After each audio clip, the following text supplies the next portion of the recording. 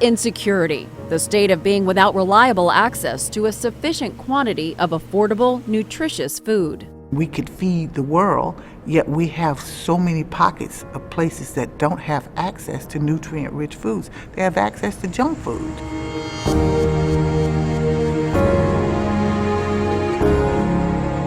Some people are chronically hungry, some people are chronically malnourished, and you don't know unless you talk to them.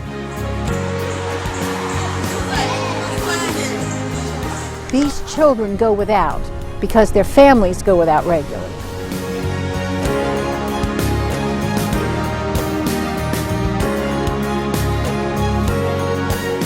We could do a lot better, and we have done better in the past.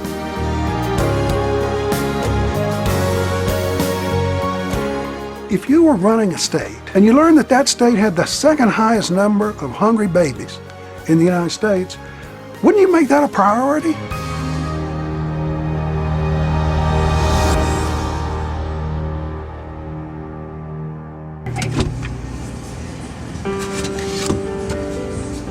If you're living on Social Security, you're in trouble.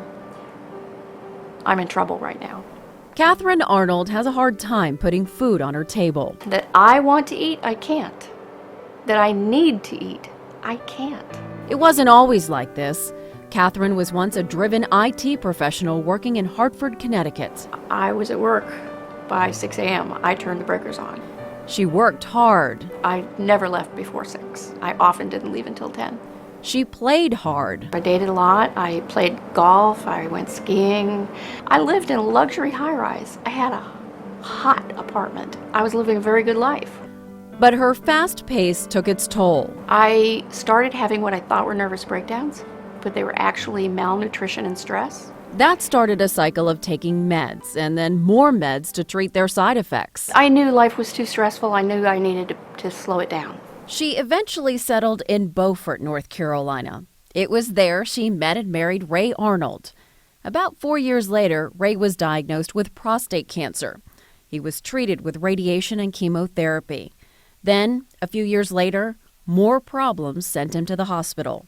3 days later in the hospital, they told us he had lung cancer, and it was already metastasized.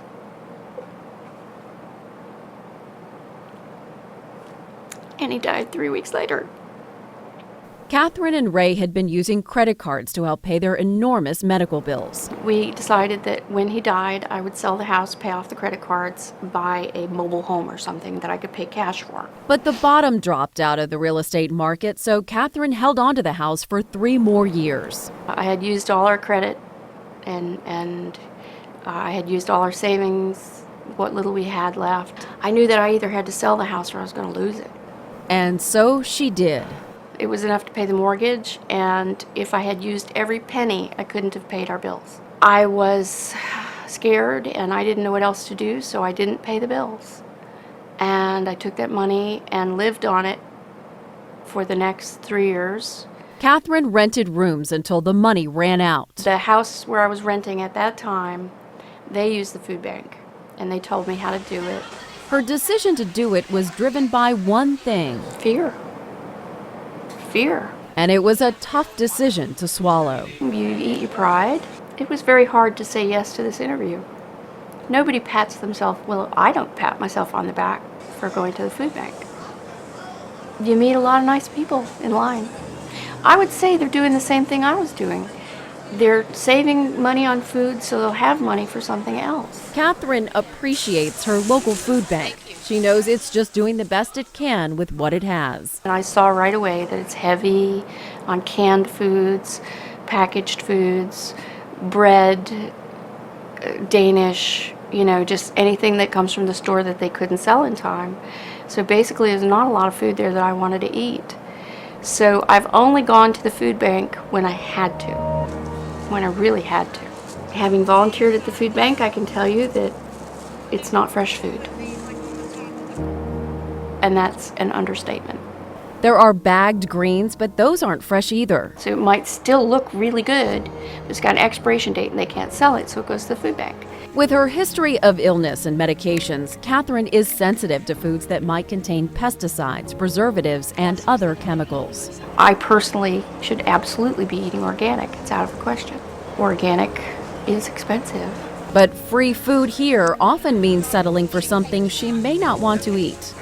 Personally, I'm going to shut off my brain and eat this. But I don't recommend it if you can help it. Later, what Catherine's doing to try to eat healthy on a very limited income. I am thinking about what is this going to do for my body instead of to my body. And next, why some people have difficulty accessing healthy, affordable food because of where they live. There's many fast food places in Southeast Raleigh, but there is no fresh market where you can get, let's say, a zucchini or a squash or a fresh apple.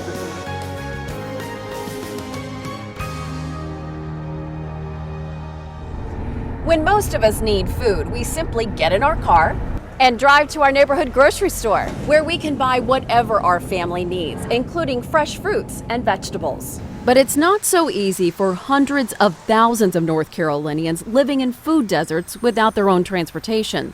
The USDA defines a food desert as a neighborhood that is more than a mile from a grocery store in an urban area and more than 10 miles in a rural one. There are 349 food deserts in 80 North Carolina counties. One was created in Southeast Raleigh when Kroger closed 2 of its stores, leaving one neighborhood without a grocery store and a pharmacy.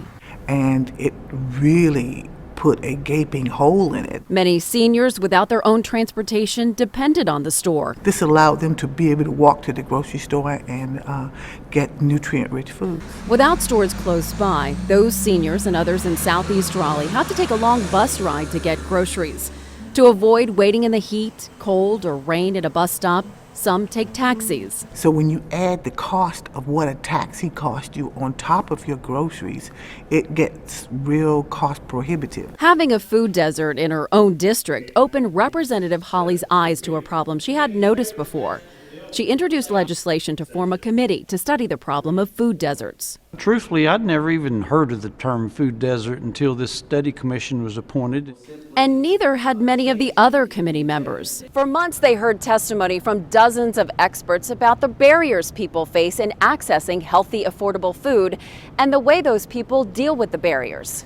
Like buying food at a convenience store when they can't get to a grocery store. It also means that the types of food that you buy are probably more in the way of processed, very calorie dense. A North Carolina State University study of Southeast Raleigh found that while 100% of grocery stores there carry tomatoes, only 8% of convenience stores do. All the grocery stores have apples, but only 12% of convenience stores have them. And while the apples at the supermarkets cost an average of 56 cents, their average cost at convenience stores is nearly $2. The cost of fresh produce, the distance people have to go to get it, and the time it takes to prepare it can make fast food an attractive option. Our biggest enemy is the dollar menu and fast food restaurants, because you can get a lot for the buck, but it has no bang. No nutritional bang. And in many food deserts, while there may be a shortage of grocery stores, there's no shortage of fast food restaurants. The calories that are the cheapest tend to be the ones that are most weight producing. That's helped make a third of children and 2/3 of adults in North Carolina overweight or obese. We know from a lot of research that chronic diseases like cancer, heart disease, diabetes are associated with high calorie intake, low fruits and vegetables. And the rates of those diseases are higher among people who can't afford to buy fruits and vegetables or can't get to a grocery store to buy them. What we're really doing is shifting funds. In her work on the committee, Representative Holly was not only surprised at the size of the problem, but also at how fragmented the solutions are. There are wonderful people in the state of North Carolina trying to solve this problem, but they're here and there, and the right hand didn't know what the left hand was doing. And sometimes you may have duplications, and sometimes you have gaping holes. Holly says the Departments of Agriculture, Commerce, Health and Human Services, and Public Instruction all have the potential to help fill those holes. So we're talking about 4 separate entities that don't normally work together, that needs to work together to solve this problem. Representative Starnes, who co-chaired the Food Desert Committee, agrees, but says there's little state government can do to solve the food desert problem. But I think that we have done a good job in raising the public awareness that it is an issue that's out there. Starnes says the state cannot tell grocery stores where to locate. They're going to open a store where they think they can have a profit and make money. But Holly would like to see the state offer some incentives to grocers to locate in food desert areas, just like it's offered incentives to the film industry to shoot movies here. Short term, to help them get started, to buy the refrigeration, to offer loans that would allow them to do some things, to start up on this and to expand in this area. Some say a state that has spent hundreds of millions of dollars on incentives to lure business should consider the health of the state's workforce an incentive too. Companies looking to relocate are now looking at things like the obesity rate in communities where they might locate because they see that as an indicator of potential health care costs. So there are reasons to keep our population healthy. Some say there isn't just a financial incentive to address hunger, but also a moral obligation to address its root cause, poverty. We talk about our competitive posture vis-a-vis other states, but we have very high poverty, we have very high hunger, and we don't talk about these issues. Gene Nickel, director of the UNC Center for Poverty, Work, and Opportunity, says poverty is our nation's and our state's biggest problem. We are the wealthiest nation on earth, and we have the highest levels of poverty and far and away the highest levels of child poverty of any advanced nation. It's sort of inconsistent with the things we pledge to ourselves, liberty and justice for all, and the religious commitments that so many of us make concerning caring for the least of these. Matthew 25, what have you done for the least of these? Well, we're all too frequently willing to allow an answer which is nothing or virtually nothing, and it's not our concern. Nichols says that dozens of food banks, churches, and other nonprofit organizations trying to help people helps tell the story of poverty and hunger in North Carolina.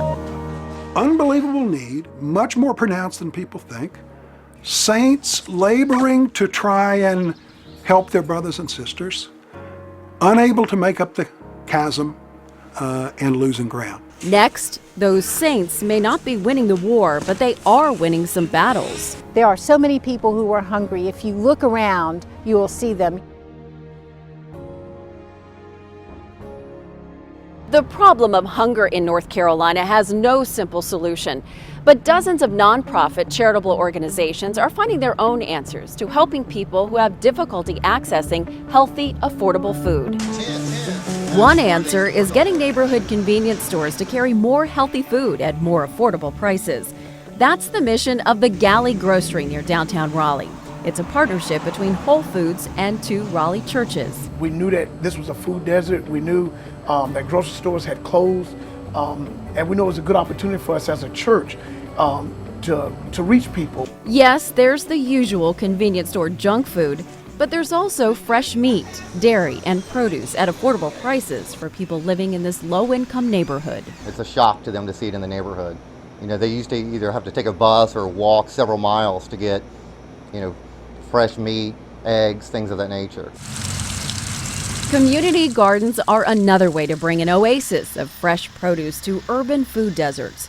The Interfaith Food Shuttle runs this garden called Urban Eden in southeast Raleigh. Before there was nothing here, but now there's stuff growing, the people are growing with it. Local residents can get their own garden plot, as well as tools, compost, and mulch. The main thing for Urban Eden, the community garden, is to make sure no one goes hungry. Next to Urban Eden is the Food Shuttle's Hoke Street Training Center. Here, people can learn the skills of urban agricultural production. Because in the long term, the only way we're going to end these food deserts and end hunger in the world is to be able to grow food on a local level. So all this, we can take all this? The Food Shuttle also has a program to retrieve food left in local farm fields. The large-scale harvesting process on North Carolina farms leaves behind about 100 million pounds of produce to rot in the fields. It's tragic to see food go to waste in the field, knowing that there is hunger in the community. The Food Shuttle's field gleaning program recovers the produce and delivers it to the hungry. If there are people who are willing to go out in the fields and rescue this food and give it to people who need it, then we should be doing everything we can to make sure that that happens. Our goal is to provide fresh produce. Getting fresh produce into urban food deserts is also the mission of mobile markets like this one called Grocers on Wheels. Bringing it right to the community is so important to have that access. So we have a mobile market, so what you see at the grocery store and the produce aisle, we bring it right to the places where, there's no grocery store. Demetrius Hunter and Anita Woodley partnered with WakeMed to bring this mobile market to Southeast Raleigh. Fruits, vegetables, and grains. Nutrition education is the key to helping people understand the value of fresh produce. The Food Shuttle's nutrition education program teaches both adults and children how to make better food choices. Look at how beautiful that looks. The way to help them make healthier choices is to teach them some skills. That includes grocery store tours that show people on the government's Supplemental Nutrition Assistance Program how to make healthier choices on a limited budget. They are able to approach the grocery store shopping experience with a whole new view of the grocery store. The carrots that you guys cut up for the event. The Food Shuttle's education programs include a culinary institute designed to address the issue of hunger by giving people the skills they need to get a job in food service. They don't leave here as a chef, but they leave here knowing how to work in a professional kitchen and with the skills necessary to move up on the job. It's not an easy thing to do, because it's so much coming at you at one time. But if you really want to stick with it and do it, then anything you set your mind to, you can do. Several years ago, Catherine Arnold set her mind to getting off what she calls a cascade of medications through diet and nutrition. She depends on the Interfaith Food Shuttle to help her do it. And they do their best to get fresh produce. Some months are better than others, but there's always way more produce at the Food Shuttle. That's what they focus on, is fresh food. So I don't miss that. I have to be flat on my back, sick, can't move to miss that one. She's also started growing a small garden. It makes me feel like I have a little bit of control over something that's going in my mouth. But she says she doesn't have enough energy or money to grow a garden big enough to be her sole source of fresh produce. I did my garden on a shoestring, but even that shoestring is money. Maybe I only paid $1.25 for those busted boards, but that's still $1.25. She says one of the keys to solving our state's hunger problem is education. And if everyone who went through that line the other day at the food bank chose only the nutrient-dense foods, 3/4 of what were there would have stayed there. They're crazy for the neon-colored cupcakes, and nobody's interested in the weird vegetables. Little baby tomatoes? Arnold says people have to want vegetables and fruit first, and then community gardens can help provide them. Thank you so much. It's unlikely that charitable organizations like the Food Shuttle can make that happen everywhere there's a need. Municipal governments can help foster community gardens by providing land and equipment for growing and canning. State government can help too with more nutrition education programs, healthier meals in public schools that are free for all children, and incentives to bring grocery stores into food deserts. But some say it starts with tackling the issue of poverty, and that starts with leadership at the top. I never hear any politician talking about poverty. I never hear any proposal in the legislature dealing with poverty or low-income folks. Terry Sanford was famous for saying we didn't lose the war on poverty, we abandoned the field, and abandon the field we did.